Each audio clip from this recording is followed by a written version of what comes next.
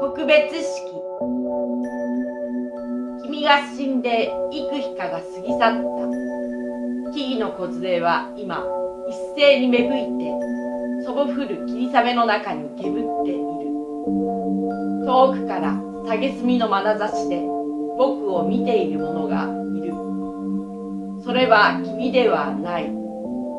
君をいつまでも愛している人たち。君の友達であり、また僕の友人である多くの者らのね。彼らの中心に僕は値する。君の霊前に座して彼らの捧げる哀悼の言葉を聞いていた。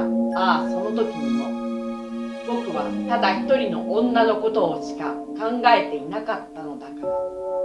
その無礼な小娘は場所柄もわきまえず、ずかずかと僕の心に入り浸り、死者を追い出した。